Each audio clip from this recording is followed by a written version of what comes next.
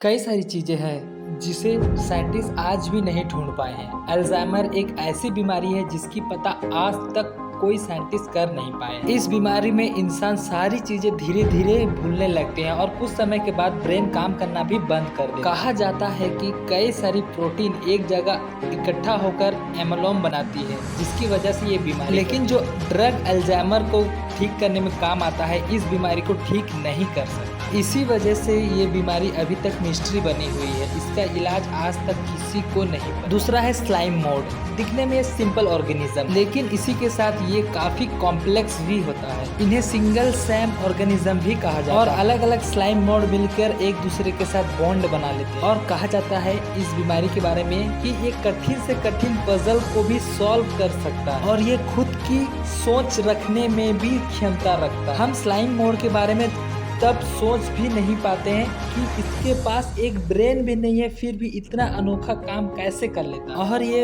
एक बहुत बड़ी मिस्ट्री है कि ये ऑर्गेनिज्म बिना ब्रेन के कैसे काम कर लेता है। और हमारी तीसरी मिस्ट्री है बॉल लाइटिंग।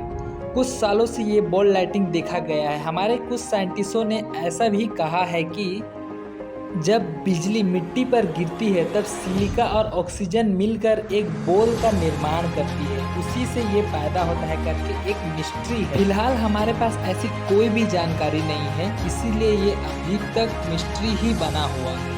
चौथा नंबर है हमारा ट्वाइलाइट जोन। जब आप समुद्र के अंदर जाते हैं तो एक समय ऐसा भी आएगा कि लाइट भी वहां पर पहुंच नहीं सकती और 200 मीटर के नीचे के जोन को ट्वाइलाइट जोन भी कहा जाता है। इसी के साथ वहां पर पूरी तरह से अंधेरा हो जाता है, इसीलिए हमें नहीं पता चलता है कि वहां पर क्या क्या चीज हो सकती है। सर्वे के अनुसार कहा जाता है कि जितनी फिशेस यहाँ समुद्र के ऊपर हैं उतनी ही ट्वाइलाइट जोन में भी है। अंतिम रहा जो अभी तक एक मिस्ट्री ही है, अभी तक हमारे तक भी नहीं पहुंचा, जो कि एक सॉल है। ये कैसे बनता है, हमारे शरीर में एंटर कैसे होता है, ये अभी तक मिस्ट्री ही बना हुआ है। अगर हमें पता चले तो आप तक जरूर लाएंगे।